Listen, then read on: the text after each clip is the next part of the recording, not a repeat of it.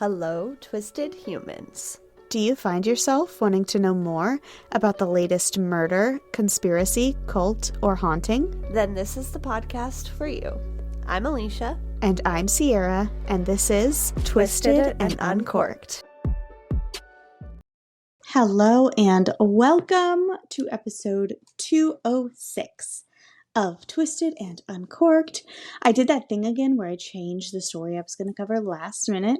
The night before last, I was just scrolling on my phone, and I ran into a truly shocking story on Facebook. P.S. Y'all can call me old for being on Facebook still, but my algorithm just gets me and shows me all the best stuff. So anyway, I saw this post, and I was like, well, that's a fake news story if I've ever heard one. And then I Googled it just to verify and found out it was completely true. So down the rabbit hole I went.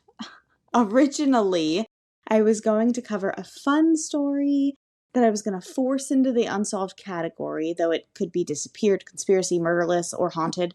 I'm saving that one for next time. This time I just have to share this shocking, unsolved information with you all. But first, do you have a fun fact for me? What? Okay, no, that's cool. There is a species of jellyfish that can live forever, apparently. Forever. How do we Forever. know? I don't know. According None to of us scientists, are living along with it. they discovered a Turritopisidoranine jellyfish that can revert back into its juvenile polyp stage after maturing. So it like Benjamin Buttons itself and continues in an endless cycle. Forever young. Yeah, that's crazy. Can you imagine just like Benjamin buttoning and then like starting over and then That'd doing be it pretty again? cool. I mean, with the right people taking care of you, you know? Right. But You gotta, you're a like, jellyfish. Dude. Yeah, but, like, I'm sure one day they're gonna use that jellyfish DNA for humans to do it. So, like, That would be I'm cool. young, and I'm raised, and then I'm an adult, and then I have children, and I raise my children, and then they're adults, and then I am like, just Oh yeah, kidding. do you want to do You it know all how over again? awful you guys were when you were kids? Now you have to raise your mom. And then make my kids raise me. That would be pretty fun. But then what if they can do the same thing? Then you're just like all children at the same time. Then we get to live forever together. That's very positive. That's kind of yes. cool. But what are the logistics of this? Yeah, we gotta take turns being adults. Well, when you figure out that schedule, let me know. Yeah. Do you have a fun fact for me? Yes. Okay, my fun fact is human bodies glow in the dark. So, let me tell you some science. All living things emit a small source of light, called a UPE, ultra-weak photon emission, from what is believed to be a byproduct of our metabolism. When your body is undergoing oxidative stress or cellular wear and tear, the other molecules around the stressed ones become excited, and they're like moving around a lot, and they emit a light. The light is 1,000 times weaker than anything the human eye can detect, so we don't see each other glowing, but we could be really easy prey for other things that can see us glow. Oh, that's fucked up. That's kind of creepy. I kind of wish we could all see each other glow. That would be fun. I know. And it would be like that Kesha music video. Yeah. It'd be great. Speaking of glowing in the dark, today's episode pairs well with a drink that gives us another fun fact. I'm sure as a bartender you already know this, but for our listeners, tonic water and vitamin B2, riboflavin, both glow under UV lights and can be added to a drink to make a glowing cocktail or mocktail. Today, we are having a sort of healthy cucumber mint lemonade that I just invented. You'll want to muddle a few peeled slices of cucumber in lemon juice and vodka, or skip the vodka for mocktail. Top it with, I did Sprite Zero, and then a slapped mint sprig. And I also added vitamin B2, or vitamin B complex, to give it a glow. It's fun, isn't it? I'm obsessed. Please tell me that the photo that you took is of it glowing in the dark. Of course. Yes! That's so why it cool. took me forever, because I was like, I need to get cool. this in the dark. That's hilarious. Um, that's amazing. I actually didn't know that. And Really? how did you add vitamin B12 to it? Like, what did Um, you put in there? liquid. Oh, Yeah, they I have didn't it know in it a came liquid in form. liquid form. Yeah. Amazing. No, but I will be doing that at a future party because that is super fun. I am And excited it's about it. delicious. It is delicious. I actually don't have any mint in mine because I didn't have any mint and I didn't feel like going to the store to get mint. Fair. It's probably way better with mint. It is really good But with mint. the cucumber and lemon concoction is delicious as is. And because it's clear, this was clear, I swear, the vitamin B complex liquid is actually really bright orange, like fluorescent orange. And so when you put it in the clear drink, it turns the drink yellow, and that's why it kind of glows that yellow color. So anyway, it's so any pretty. clear alcohol or clear drink, you can put the vitamin B complex liquid form in and make it glow under a UV light or black lights or whatever. So cool. I'm obsessed with that. Next time I go bowling, I'm just gonna bring it with me and Yes, put it in my drink. you should. People are Tonic gonna be water like, also "Wait, glows. I didn't get that glowing one." What Yeah, up? if you ask for a vodka tonic, it should also glow. It glows It does blue, a little bit, but yeah. yeah. I've seen that. Because that is a favorite drink of mine. I did soda water to top mine up, and it's fucking tasty. I had the It's lemon, tasty. the cucumber, and the mint sitting in the fridge for a really long time, All with a little together. bit of lemonade, Yeah. and oh man, she tasty. I'm glad I really just wanted a glowing drink. So I was like Googling good ideas for glowing drinks, and lemon and vodka was one of them. Pineapple and vodka was one of them. And I was like, I have lemon juice at home. I'll just do lemon. Then I was like, oh, I also have cucumber. I wonder if that would be good because that's a clear thing, you know? So anyway, It is, and it's super invented. refreshing on this hot as fuck day. So I thank you Yes. for that. All right. We're going to take a quick break. Everybody go make your drinks. Get If you cozy. get them glowing in the dark, let us know because Yeah. that's super fucking cool. And let's come back to get into this craziness. All right, before we get started, I have to preface my story with a bit of a PSA. This is one of those stories where the police aren't looking into it. So almost all of the information is coming from a family member of the victim and her own personal investigation, which does include police records from the scene of the crime and journal entries from the victim, but the information may be biased. All I have is her information. So take everything I say with a great big allegedly that I have to mention for legal purposes. Okay. She is accusing people of things that I agree with allegedly. All right. So I am just here to share the information in hopes that others make enough noise to make the police want to investigate. Like Crystal McRory Jones. Exactly. So, Christopher Todd Erick was born in 1989 to parents Kim and Stephen and was raised in Midlothian, Texas. It is noted that in records he was born with a heart defect, but that it never affected him as a growing child or a young adult. Sissy was also born with a heart defect, and it healed itself before her second birthday. I don't know exactly what Christopher's heart defect was, or if it was completely healed itself the way Sissy's did, but I do know that it did not hold him back at all. He played all the sports as a child. My dad was also born with the same heart defect as Sissy, and his did not heal, but he's now in his 50s, has lost probably close to 100 pounds in the last decade, has abs, and walks at least 9 miles a day. The heart defect thing is really an easy excuse used in the future of this episode. So I'm just trying to devil's advocate here by explaining that a heart defect is not always as serious as it may sound. So anyway, growing up, Christopher seemed to be a great kid, but he endured a lot of trauma, starting with his parents' very messy divorce. His father, Stephen, was physically abusive to his mother, and when they divorced, he did everything in his power, mostly financially, with his parents backing him and paying his attorney fees, to keep Chris away from his mother. Stephen was given primary custody, and Kim only got to see her son every other weekend. Living with his dad was no fun for Chris. Stephen remarried to an evil stepmom type who Chris wrote about, obviously not liking him, and she had children of her own already, so he noticed the difference in treatment that they received compared to him.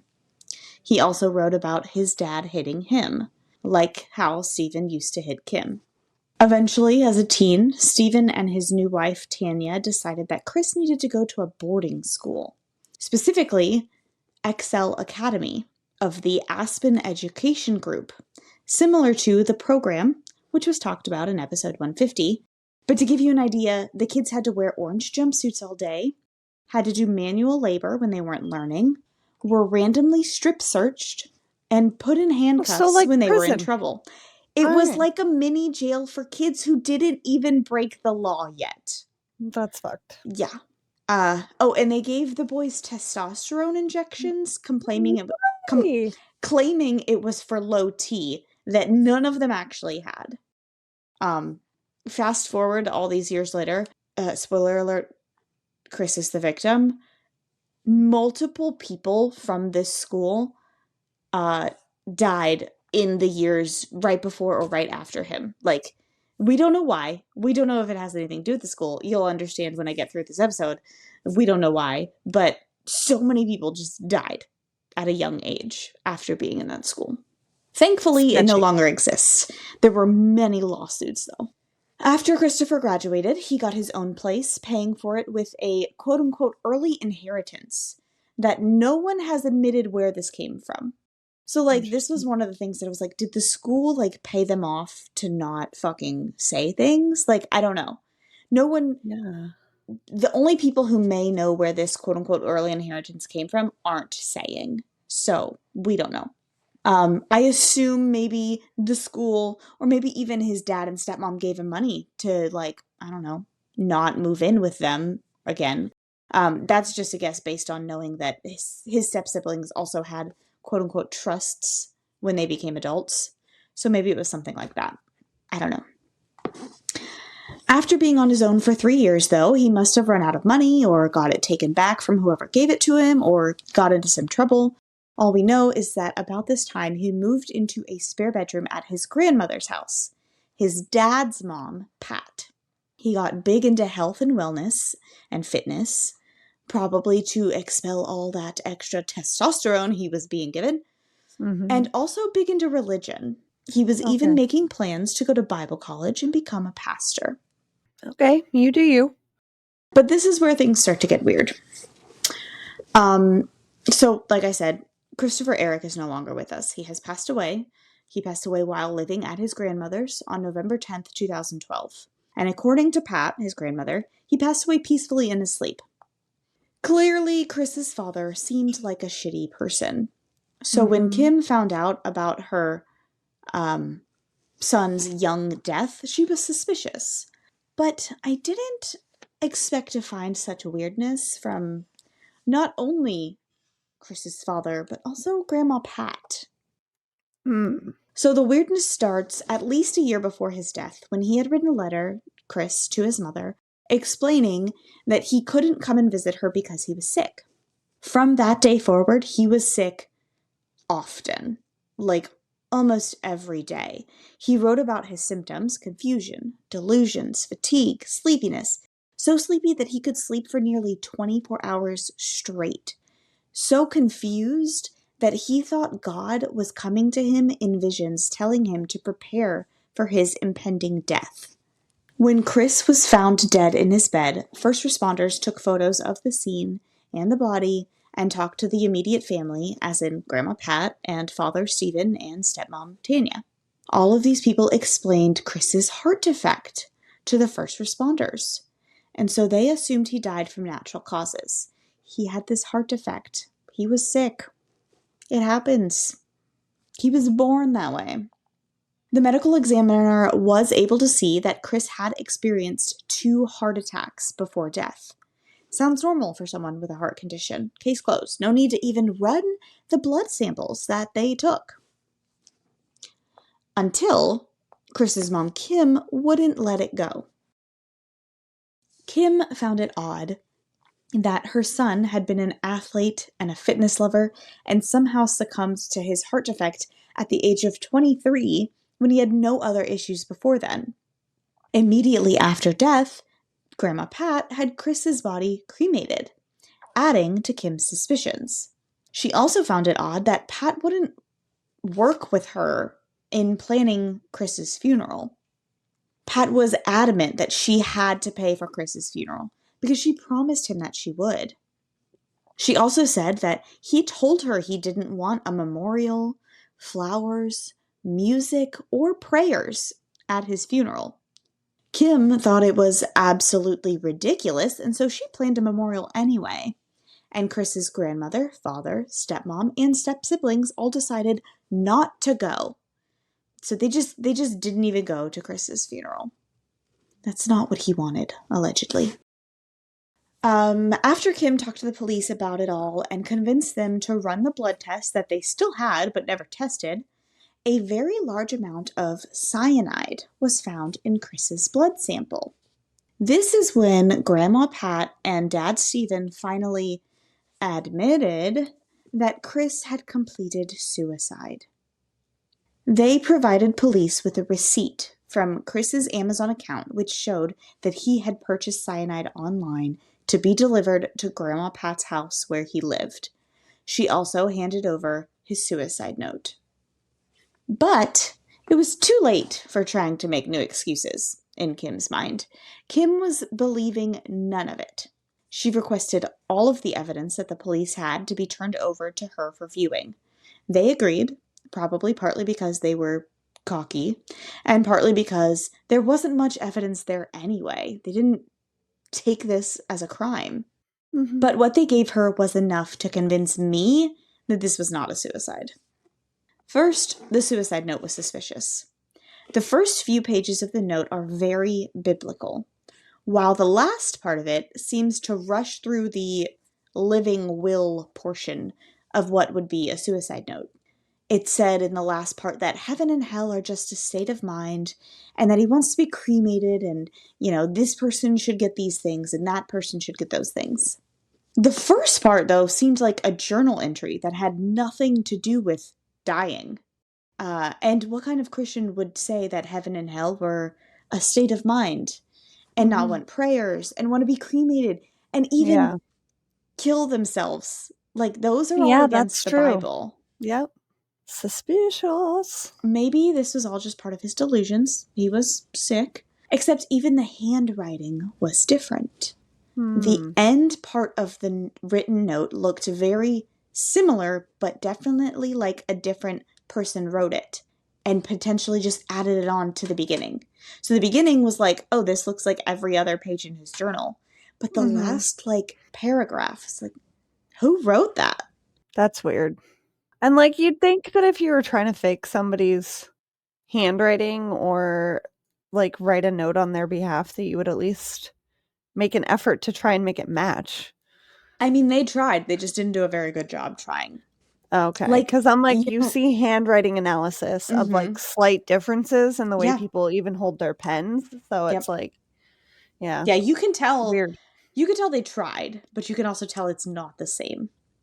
All of the photos of all of the evidence, by the way, can be found on Kim Erick with a CK Smith Facebook, which I'll get to at the end. But anyway, Kim sent photos of the note to a member of the Georgia Bureau of Investigations, since she was getting no help in Texas, and they seemed to think that there was definitely some discrepancies.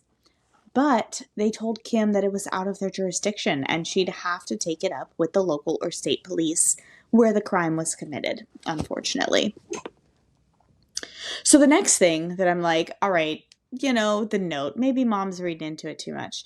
The next thing that has me convinced is the receipt for the Amazon purchase of cyanide, which Pat provided to the police and they accepted as legit. You can buy cyanide on fucking Amazon? You could in 2012. You can't anymore. I was my Google search history is probably like, what the fuck are you doing? I also Googled what are the symptoms of cyanide poisoning. Yeah. Well, I Googled, why do people buy cyanide? Yeah. Oh, yeah. You're It's all covering fucked. your tracks there. It's fine. So it was altered. Kim called the Amazon support team. So when they gave her the receipt said, this is Chris's email on the receipt, which Amazon doesn't really have receipts anymore, but whatever. 2012. Kim called the Amazon support team with the order number and was told on a recorded line, which she posted on Facebook, this conversation, that the order was purchased from Pat's account, Pat's email, and Pat's debit card, even though the receipt says Chris's email. So she literally changed it because on Amazon's side, they're like, no, this says Pat's email. She's like, well, I'm looking at it and it says Chris's email. And they're like, well, that's wrong. I don't know what you have, but it's wrong. On top If of Amazon says you're wrong, you're probably wrong. On top of that, Pat had been purchasing cyanide for months, since about the first time Chris started getting sick. Do you know what the symptoms of cyanide poisoning are? Dizziness, weakness, confusion, rapid or slow heart rate, chest pain or tightness, loss of consciousness, nausea, among other things. The minute you started the story, I'm like, he's being poisoned. Yeah. Yeah, it seems that Pat must have been slowly poisoning Chris with cyanide for a year. What the fuck? Fucking why? Like, what the purpose hell? do you gain? Yeah. This part I have no theory for, and even Kim doesn't mention a specific motive, but she does tell people what she believes his last days were like. And the cyanide isn't even the worst part. Kim believes that her son Christopher was tortured for 2 days in his own bedroom before being suffocated. In the very few crime scene photos that were taken, there was a chair sitting next to the bed. A cord was tied to one arm of that chair, and a necktie was tied to the other arm of that chair.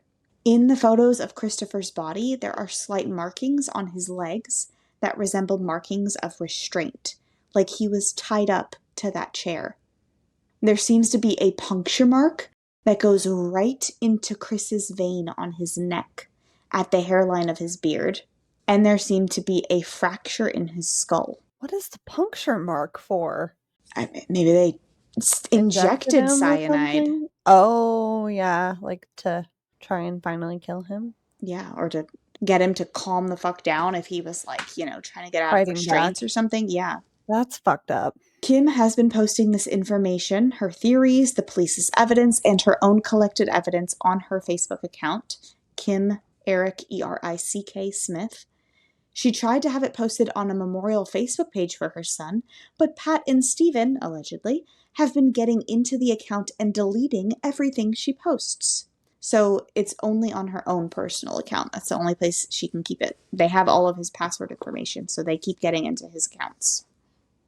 This case did at one point go before a grand jury to see if there was evidence enough to take it to trial and accuse anyone, for his death, but there just wasn't enough done by the police for jurors to even look at. Sadly, this is still not where this traumatic story ends for Kim. One day, Kim was at a museum, and one of the exhibits caught her eye. It was a piece entitled The Thinker, as part of an exhibit called Real Bodies. Kim, to this day, is 100% sure that the Thinker is Christopher Todd Erick. He was supposed to have been cremated, but this body looks just like her son. The skull fracture is there. There are parts of the muscle missing where Christopher's tattoos would have been removed. Putting a photo of this skull over a photo of Christopher turns up identical results. And it may have started as just a hunch or a gut feeling, but Kim dug around and found evidence, albeit circumstantial, to back up her thought process with this one. The creator of the Real Bodies exhibit has already been experiencing backlash over how he acquires the human remains he uses in his exhibits. Some people have accused him of purchasing pieces on some sort of black market organ harvesting sites, in which the people selling these organs do so after allegedly allowing the deaths of prison inmates, people they think no one will miss, or missing persons whose bodies are never found. Obviously, these claims are all dismissed by the creator of the exhibit as false, but there is no factual documentation provided to the public of who these people once were, and there are no current laws requiring him to provide that information. So, like, we just don't fucking know who these bodies are, who they belong to. He says that they were all donated, but we don't know by who, because he doesn't have to tell. That's so fucked up. Yeah. Over the years, as Kim continues to dig, she has discovered that Stephen, Chris's dad, had a strange connection to an organ harvesting organization. Based on her posts, it seems that Stephen is part of some religious belief that believes a human body is just a vessel. He also has, or once had, a nonprofit organization called Student Discipleship Ministries, which shares a street address with a company called Axogen, which is an organ harvesting company. So either he has two companies in the same building, or he's sharing a rental space, or he's using one to cover up the other. Also, Stephen's wife, Tanya, was listed as a top financial donor for a company that accepts human organ donations for cancer testing. What the fuck? I really don't believe that anyone would kill their child specifically because they want to donate or sell their organs, but I do think that selling your child's body to people who won't admit they ever bought it, while claiming to have cremated your child, would help cover up a crime if one was committed. And it seems to me like one was. I That's don't like know why. enough to make me feel sick. Like Yeah, just like, the capacity of, or like the influence that all of this information mm-hmm. takes in the true crime world is very It's scary because it's not just this one family affected. It's not just this one family. There is another specific person who I plan to cover regarding the same thing. A family member of this one specific person has come out and says, I think that is my family member. That is what my family member looked like exactly. That's my family member. She's missing, disappeared years ago, and suddenly I see her body. Like, that's fucking terrifying and scary and crazy and believable, you know? Like, where I just, ugh. Okay, anyway, let me finish my last paragraph. So that's the story of Christopher Todd Erick. Kim is continuing to push for the Real Bodies exhibit to announce who each of the bodies belong to. If they truly are donations, then they shouldn't have to hide those names. She is also pushing for DNA testing to be done on the thinker to prove that it is not her son. If they say it's not, prove it. Her main concern is that after the exhibit is done with the bodies, they don't last forever, they don't give them back to the families they once belonged to. They throw them away in a mass grave. And she doesn't want that for her son. So there's a couple petitions that she's posted. I think all of them are inactive as of now. I assume she's going to have another that becomes active. She has been posting since June that a documentary is going to be coming out about this case. So hopefully it can get more traction and we can figure out how to sign any petitions we need to. The bodies exhibit, I believe right now, it was last in Las Vegas, Nevada. I believe it's in Tennessee right now. So do one favor, one humongous favor, everybody, and do not pay to visit the Real Bodies Museum until they tell us who the fuck those people are. Because that's scary. We don't even know what is going on in there or if it's legal. It seems like it's not. Again, I don't feel like, I feel like people would jump straight to, oh, it's a conspiracy that why would that guy kill his son just to sell his body? He can make money another way. Yeah, but he's an abusive guy. What if he just killed his son because he killed his son and was like, oh, fuck, what do I do now? I'll just sell his body, Yeah. Oh, I saw that. That was horrifying. That, and it's like, he's already like a bad person and this is one Right. instance, like maybe he's like, oh, this is an easy way to hide it and benefit at the same time. Also, like I said at the beginning, Um, 22 people who Yeah. went to school at Excel Academy when Christopher went to school there. 22 people who were just there at the same time as him have died Yeah. within like a That's 10-year not a span of when he coincidence. died. That's Yeah. fucking weird. No, that's not a coincidence. That's weird. Were they I don't all know if that has to poisoned? do with organ donate, but that's a possibility. I don't know if they've all been donated, but it is a No. possibility that they were poisoned. Was it Yeah. just One or testosterone they two were or giving both. them? Like Yeah. what the fuck? Yeah. That's not right. That is crazy though. And I'm really sad for him and all I of these know. people that have died for being in an environment that they didn't ask to be in. Like, Yeah. ugh. And yes, people can call it a conspiracy. It probably is, but it's also like, It's also someone's fucking life. This yeah, mom is living this. yeah. And like possibly several other families will Yeah. be too soon. So definitely keep us updated. Fuck. Yeah. Yeah, It stresses me out. I saw it was like, a super I could see why clickbaity you would think thing. it was fake, Mhm. like Well, all scrolling I through. saw was mom found. Oh, I have to mention this too before anybody leaves. There have been several posts on TikTok and stuff saying that the DNA was tested and it was proved to be him. They will not test it. She keeps saying, please don't share that they have tested it because they haven't, and I'm still trying to fight for them to test it. And if people think it's already been tested, they're not going to help me fight for it to be tested. It has not been tested. They do not know for sure if that is him or not. She believes in her heart that it is, but she wants the test to prove whether it is or not. Yeah. So, anyway, the post that I saw was mom walked into a museum and saw her child's dead body on display. And I was like, no, the fuck she didn't. And I read Yeah. it and no, yeah, all of that fucking happened. We don't know if That's it's so him, insane. but it seems like it's him. So, Yeah. That and like TikTok is you definitely have to fact check when it comes to TikTok. I saw a yeah. TikTok video the other day because Chris Watts was apparently attacked in prison, and all over TikTok it was saying he was dead. And I was like, oh, what? So I like went to Google it and I was like, no, he's not dead. Fucking stop. Yeah. Don't make me jump for joy for no reason. But he definitely deserved to be, have a little, Attacked. Yeah. yeah, you definitely deserve to be shaken up a little bit, sir. But that's crazy. Yeah. Do your fact checking. And if Yeah. you have any questions, as always, our resources are down below.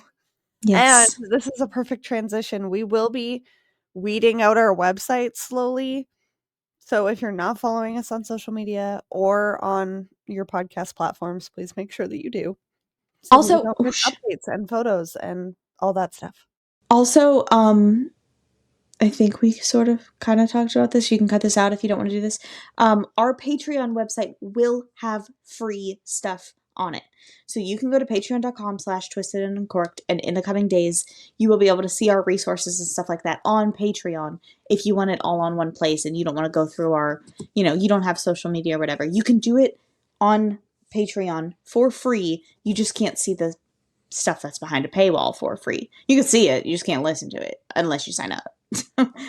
Or for a free trial. You can do a free trial. So, anyway, check out our Patreon. It's got a lot of cool shit. You're muted. Oh, yes, but they are in the show notes as well, and I understand that that would be taxing to scroll back. But, just an FYI. FYI. And yeah, because you can Okay. find us on all of the things anywhere else. So, and yeah. Do you have anything fun to talk about or mention I to have uplift us something. in some way? I have something to mention. It's sort of uplifting and it's sort of a whole nother conspiracy. Okay. So, in my own house, I have mice. All right. Y'all saw my baby mouse, possibly. I talked about it. It didn't make it. I don't know where the mama mouse went. She's still here because she poops fucking everywhere. It's disgusting. This moth is gonna piss me off. It's disgusting and I can't stand it.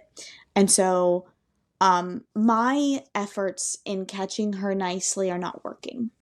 And so I told Jesse, do what you gotta do. I don't want to see it. I don't want to see what happens. He got sticky mouse traps. He put one in the games room and one in the master bathroom. Those are the worst ones. Let me tell you, no, they're not. Okay. Oh, Let me tell you. All right. So I don't use our master bathroom because I'm still upset he hasn't finished it. I use the main bathroom. So I don't go in there. I was like, that's fine. You can put it in there. I don't want to see it. Well, last night I heard it. I heard squealing. I was like, this isn't okay. I don't like it. It stopped pretty quickly. I went to bed. This morning, I said to Jesse when I got up, I said, is it in there? Can you get rid of it? I don't want to see it. And he walked in there and he was like, well, I thought it was. I was like, what do you mean? He said, last night, it got caught. I saw it. I was just going to let it, not live so that I could take it out to the trash in the morning. But it's not there anymore. I was like, what are you talking about? I went and looked at the sticky mouse trap. It was all the way across the room and covered in insulation. I was like, what the fuck? So then I went to check the other one.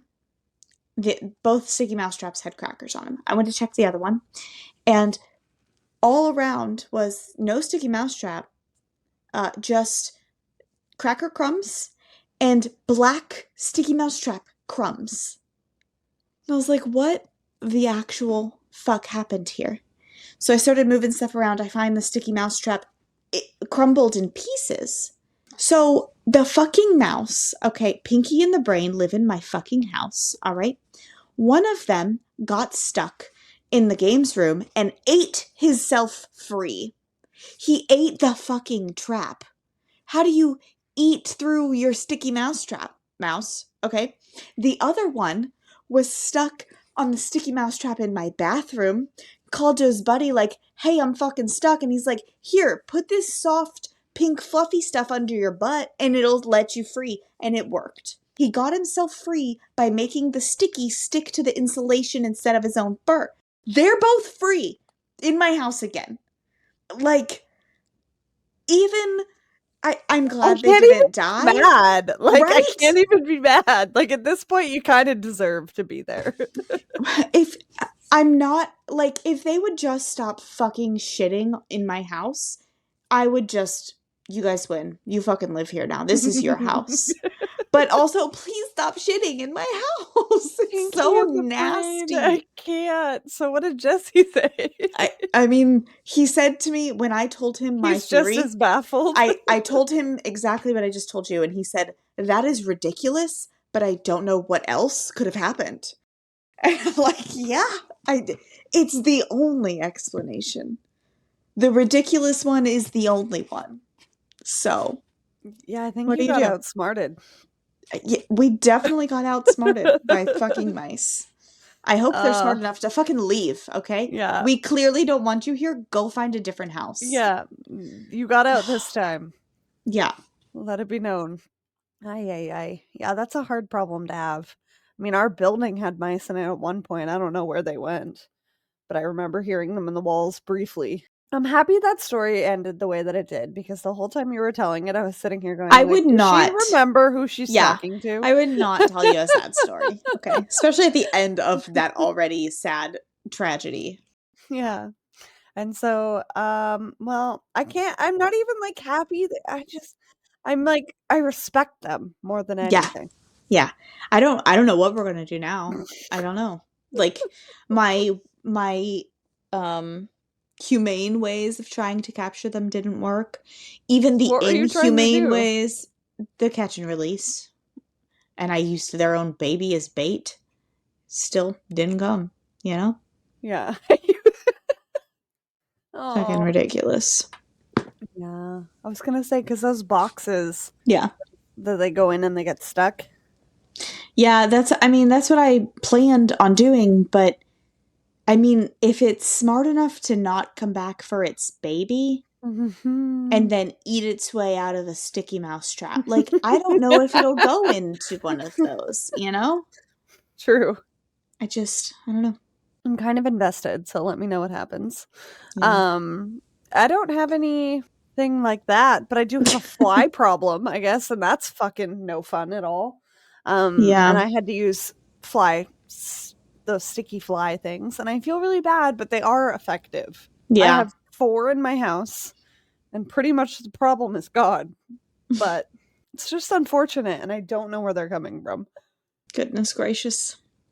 It's not like I leave food out. I clean my house regularly. I'm not a Yeah. disgusting person. All the bugs Although, are just trying to get out of the heat. maybe that's why. Kevin also wouldn't let me live it down because I came home from 2 hot classes last night and I put my towel and my mat on the floor.